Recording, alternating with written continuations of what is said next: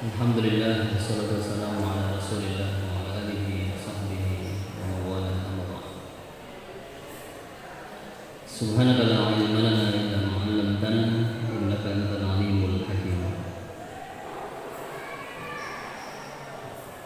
Ibu-ibu anggota majelis Nur Iman Telkom yang dirahmati Allah. Hari ini dengan izin Allah kita dipertemukan dalam halaqah yang ke-481 masih dalam kajian kitab At-Targhib wa Tarhib. Pertama kita panjatkan puji syukur kehadirat Allah, salawat dan salam untuk Rasulullah. Apapun yang kita alami dan sedang kita rasakan hari ini, kita yakini semua adalah karunia terbaik dari Allah Subhanahu wa taala kepada hambanya. Meskipun apa yang kita sedang rasakan hari ini barangkali belum sesuai dengan apa yang kita inginkan atau yang kita panjatkan dalam doa-doa kita setiap hari. Bukankah dalam sebuah riwayat kita tahu bahwa Allah itu mengabulkan doa hambanya dengan beberapa cara. Yang pertama, ada kalanya Allah tidak mengabulkan langsung apa yang kita minta, tetapi Allah mengganti dengan karunia yang lebih baik, dan Allah Maha tahu apa yang terbaik untuk hambanya. Yang kedua, cara Allah mengabulkan doa hambanya itu adalah tidak mengabulkan sekaligus, tetapi menunda, bukan pada saat yang kita inginkan, tetapi mungkin di suatu waktu. Atau kalau kita tidak merasakannya, mungkin orang-orang sesudah kita, anak-anak kita, cucu-cucu kita yang mendapatkan kebaikan doa dari orang tuanya. Atau yang ketiga, cara Allah mengabulkan doa itu adalah dengan mengampuni dosa-dosa kita kelak di yaumil qiyamah. Jadi ada kalanya seseorang nanti yang di hari kiamat dia dikejutkan. Ternyata tidak ada catatan dosa yang pernah dilakukannya di dunia, disebabkan karena doa-doa yang dipanjatkannya di dunia diganti oleh Allah dengan pengampunan dosa di yaumil qiyamah. Jadi teruslah kita berpositif thinking atau berhusnudzon kepada Allah tentang apapun yang sedang kita alami hari ini. Dan hari ini adalah hari kedua kita mengadakan kajian dalam situasi lockdown dan social distancing. Mudah-mudahan dengan kesabaran yang kita lakukan sampai hari ini, Allah segera mengganti musibah atau ujian ini dengan kebaikan yang berlipat ganda. Amin. Salawat dan salam untuk Rasulullah Sallallahu Alaihi Wasallam. Ibu-ibu yang dirahmati Allah, sesuai dengan apa yang diposting oleh panitia kepada kami, bahwa kajian kita hari ini adalah berkenaan dengan Kitabul Dzaba'ih, bab tentang hukum-hukum atau tata cara penyembelihan di dalam Islam. Yang pertama, at-tarhibu minal muslati bil hayawan, ancaman untuk menyiksa binatang. Kalau dalam terjemah yang ibu-ibu punya, muslah diartikan dengan memotong-motong, apa ya, memutilasi atau mencincang-cincang binatang. Artinya dia masih dalam keadaan hidup, ya, belum mati, dia sudah disiksa, sudah dianiaya. Kita baca hadisnya. Bismillahirrahmanirrahim. Akhraja Muslimun annahu sallallahu alaihi wasallam marra bihimar. Imam Muslim mengeluarkan sebuah hadis bahwa suatu hari Nabi sallallahu alaihi wasallam pernah berjalan, lalu beliau bertemu atau mendapati seekor keledai. Qad wusima fi wajhihi. Keledai itu sudah diberi wisam. Wisam itu sudah diberi cap sudah diberi tanda. Biasanya orang-orang itu memberi tanda di keledai atau di binatang itu, yang pernah kita tahu ya, mereka dengan memanaskan besi. Ketika besi sudah panas atau sudah membara, lalu dipukulkan di binatang yang dikasih cap tadi itu.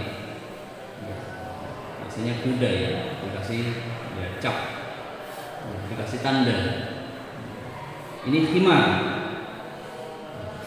Ada khimar yang dikasih wisam, dicap ya, di mukanya dengan besi yang panas tadi. Faqala, kemudian Nabi bersabda, la'anallahu alladzi wasama. Allah melaknat, Allah mengutuk orang yang telah memberi wisam pada keledai ini. Ya. Di sini mungkin dosanya dua macam ya. Yang pertama, memberi wisam itu sendiri sudah dosa. Yang kedua, dia memberi wisam di wajahnya, di mukanya, ya, keledai. Ini kehebatan syariat Islam, di mana Islam itu memuliakan bukan hanya kepada manusia, tetapi kepada binatang pun diberi porsi untuk mendapatkan kemuliaan. Wa akhraja asy-syaikhani.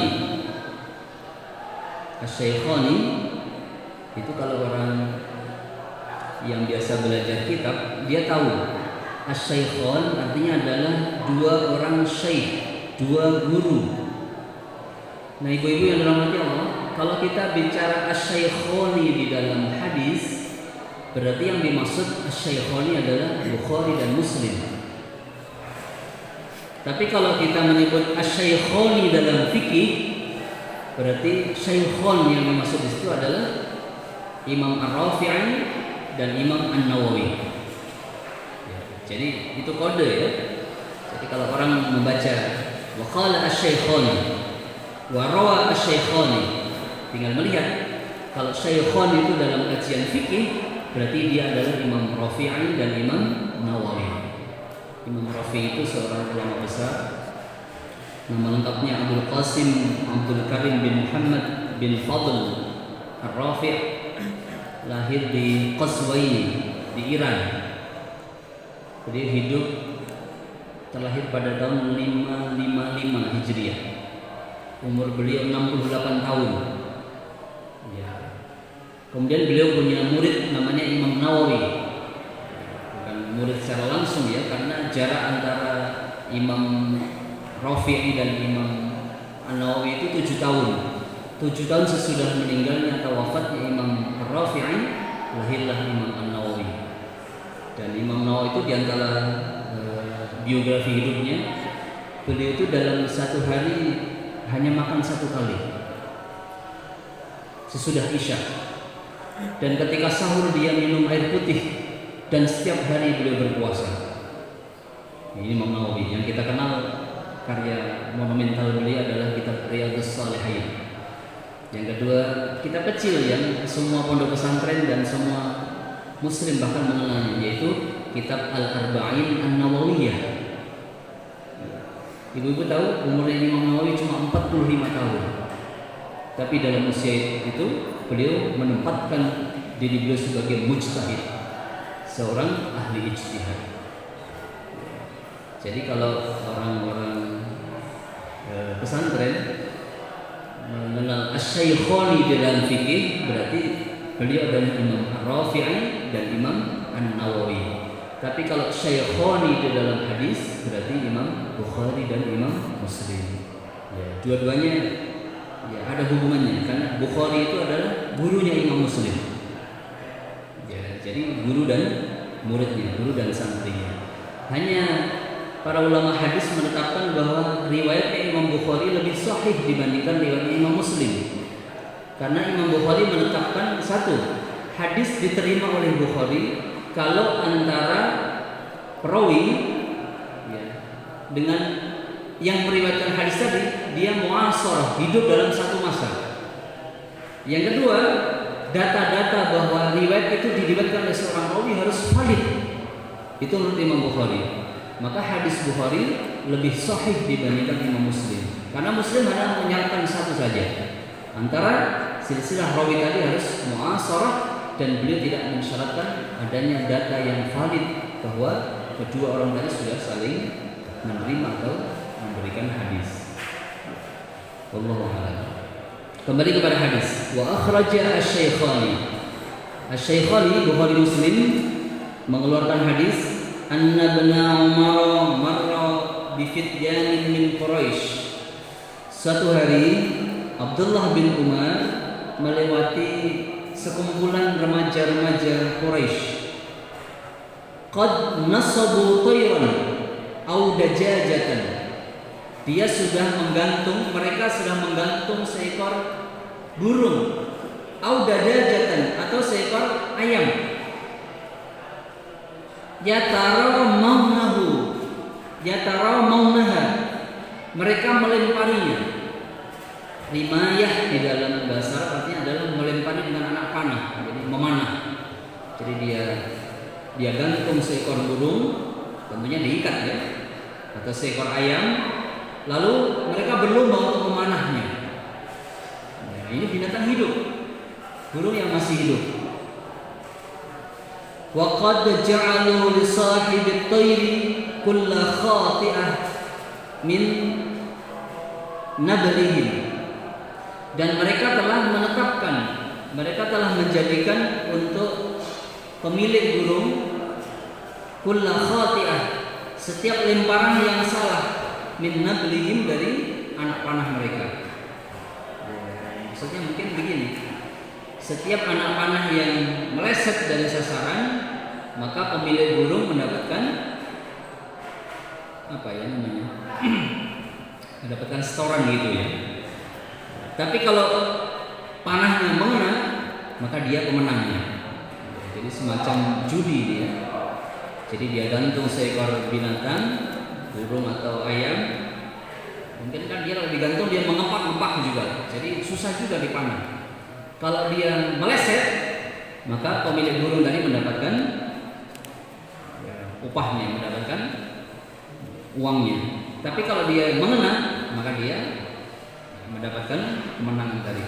Falamma ra'au ibna Umar, tatkala pemuda-pemuda Quraisy tadi melihat kedatangan Abdullah bin Umar, tafarraqu, mereka bercerai-berai, mereka berlarian. Begitu melihat Abdullah bin Umar datang, mereka langsung lari. Faqala, Abdullah bin Umar berkata, man fa'ala hadha? Siapakah yang melakukan ini? Menggantung burung hidup atau menggantung ayam burung hidup tadi itu lalu memanahinya. La'anallahu man fa'ala hadha. Allah akan melaknat orang yang melakukan ini. Inna Rasulullah sallallahu alaihi wasallam la'ana man ittakhadha syai'an fihi ruhu gharadan.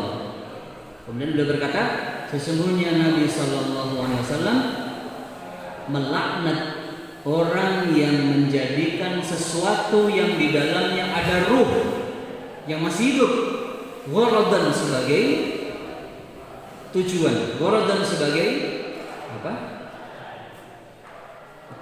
Sebagai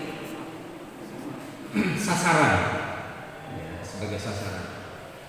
Jadi ibu-ibu yang dirahmati Allah, maksud hadis yang kedua yang kita baca ini adalah haram seorang muslim menjadikan binatang yang masih hidup sebagai sasaran untuk melempar, apapun namanya. Ya, melempar untuk latihan, melempar untuk ketangkasan, atau mungkin bisa juga dianalogkan hadis ini dengan begini. Beberapa tahun yang lalu kita mengenal ada praktek pengobatan di negara kita ini. Ya, kita tidak perlu menyebut praktek pengobatan yang mana itu. Ya, di mana seorang pasien yang ingin sembuh dari penyakitnya, dia harus membawa seekor binatang. Lalu si tabib ini akan mengambil penyakit pasien tadi dan memindahkan kepada binatang tadi. Jadi akhirnya penyakitnya tadi dipindahkan oleh tabib kepada binatang yang dijadikan sebagai sasaran tadi penyakit tadi. Mungkin ibu-ibu masih ingat ya, ada praktek pengobatan seperti itu di Indonesia ini yang pernah viral ya beberapa tahun yang lalu. Ini barangkali kalau menurut analognya bisa dikategorikan seperti ini. Jadi menjadikan binatang yang masih hidup sebagai gharadan, sebagai sasaran dari ya latihan, sasaran dari keburukan yang akan menimpa dia. Wallahu a'lam. Berikutnya waqala sallallahu alaihi wasallam ma min insanin yaqtulu usfuran. Tidak ada dari seorang manusia yang membunuh seekor burung kecil. Usfur itu artinya adalah burung pipit. Orang Makassar nyebutnya burung cuy-cuy ya. Burung kecil yang ya kalau dimakan pun tidak akan mengenyangkan. Jadi dia tidak ada tujuan untuk memakannya, karena kalau dimakan percuma. Dia cuma jadi tidak mengenyangkan orang yang memakannya. Jadi siapa yang membunuh seekor usfur, burung kecil, fama fawqaha, atau yang lebih kecil daripada usfur tadi, atau yang sebanding dengan usfur tadi, bi ghairi haqqiha, tanpa menunaikan hak-haknya, illa sa'alahu Allahu azza wa jalla, kecuali Allah akan menanyai dia anha, tentang halnya usfur yang dibunuhnya tadi, yaumul qiyamah, di hari kiamat kelak. Jadi tak boleh ya, ada burung gereja yang kecil-kecil itu sengaja dilempar mati atau diketapel dia mati, sudah mati udah diapa-apain ya, dia cuma pengen bunuh saja, dia tidak memakannya, dia tidak bikin apa-apa. Ini namanya bi ghairi haqqiha. Qila, ditanyakan, ya Rasulullah, wahai Rasulullah, wa mahkuha, apa haknya usfur tadi? Apa hak yang harus ditunaikan oleh orang yang membunuh usfur, burung pipit tadi itu? Yadbahuha. Nabi berkata, Nabi bersabda, yadbahuha, dia harus menyembelihnya. Fayakulaha, lalu dia harus memakannya. Wala yaqta'u ra'saha, tidak boleh dia hanya memotong, memenggal kepalanya. Fayarmi biha, lalu dia membuangnya. Wal'iyadu billah. Ini kejahatan. Jadi Islam sangat menghargai sesuatu yang di dalamnya ada ruh. Bahkan binatang usfur, burung kecil, burung pipit saja. Seseorang yang hanya iseng ya, ditembak, atau anak-anak latihan nembak ya, ditembak, sudah mati dibiarkan saja, sekedar dia menembaknya saja. Nanti Allah akan tanya kepada dia di hari kiamat, karena dia tidak menunaikan hak-haknya. Bagaimana yang hak? Yang haknya adalah kalau dia ingin membunuhnya, memang dia harus bahwa dia harus menyembelihnya. Fayakulah, lalu dia harus memakannya. Karena tidak ada sesuatu yang dicipta oleh Allah sia-sia dalam kehidupan kita ini. Wala yaqta'u ra'saha fayarmi biha, tidak boleh hanya memotong kepalanya lalu dia buang saja. Ya, mudah-mudahan ya, kajian yang kecil seperti ini bisa memberikan apa ya, inspirasi kepada kita bahwa betapa Islam sangat memuliakan makhluk hidup ya, dengan ya, menjaga keseimbangan tadi. Makanya ada sebuah kitab ya, ibu yang dikarang oleh seorang ulama juga, namanya kitab Musfuriyah. Kalau anak pesantren tahu itu, Musfuriyah itu adalah kitabnya kecil, hanya satu poras saja, hanya satu bendel saja. Isinya apa? Musfuriyah itu dikatakan Musfuriyah karena kisah pertama yang diangkat dalam kitab tadi adalah sahabat Umar ibn Khattab ketika beliau melihat seorang anak-anak sedang membawa burung kecil, burung pipit di sakunya. Ditanya, apa itu? Dia mengatakan ini adalah burung kecil. Lepaskan. Oh tidak, saya sudah capek menangkapnya tadi. Kalau begitu saya beli. Saya sudah dibeli oleh Umar, lalu dilepaskan oleh Umar bin Khattab. Sehingga ada hadis qudsi, Ar-Rahimun yarhamuhumur Rahman. Orang-orang yang punya kasih sayang akan dicurai oleh Allah rahmat kasih sayangnya. Irhamu man fil ard yarhamkum man fis sama. Kasihanilah orang-orang apapun yang ada di muka bumi ini, niscaya yang di langit akan memberikan rahmat kepada kalian. Jadi kalau pengen membuka kunci rahmat dari langit, tebarlah rahmat kepada seluruh yang ada di muka bumi ini. Niscaya rahmat Allah akan terbuka untuk kita semuanya. Ya. Sedikit tambahan saja tadi. Wa qala sallallahu alaihi wasallam, innallaha katabal ihsana ala kulli syai'. Sesungguhnya Allah mencatat al-ihsan. Ihsan itu artinya perbuatan baik. Ihsan itu artinya adalah keinginan untuk berbuat baik. Kalau hasan artinya kebaikan, khair artinya kebaikan. Tapi ihsan artinya adalah mengajak untuk berbuat baik. Maksudnya ahsana yuhsinu ihsan. Ya, artinya berbuat baik. Allah mencatat setiap ihsan ala kulli syai', perbuatan baik seseorang atas segala sesuatu.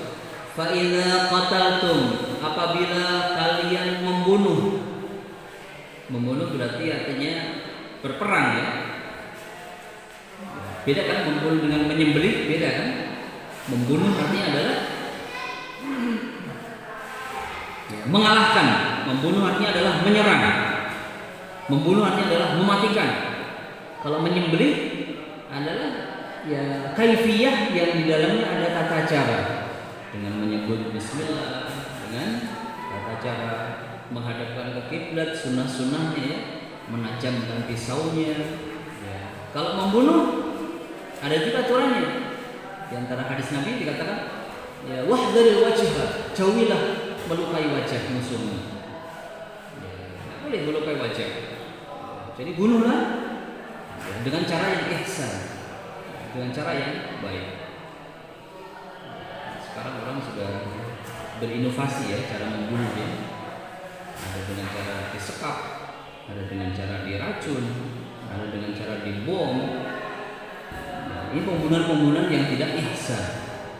Jadi berperang di zaman Nabi itu tidak ada dengan cara mengebom. Ini saya kalau mengebom semua terkena dampaknya. Padahal laki-laki tua, renta, wanita, anak-anak kecil tidak boleh dibunuh dalam peperangan. Tapi kalau bom yang dijatuhkan, ya semuanya tewas. Itu tidak ihsan. Kalau kalian membunuh, maka bunuhlah. Fa ahsinu al-qitlata, perbaikilah. Berbuatlah ihsan di dalam membunuh. Wa idza dzabhtum, kalau kalian menyembelih binatang, fa ahsinu al-dzibhata, perbaikilah, berbuatlah ihsan di dalam menyembelih binatangmu.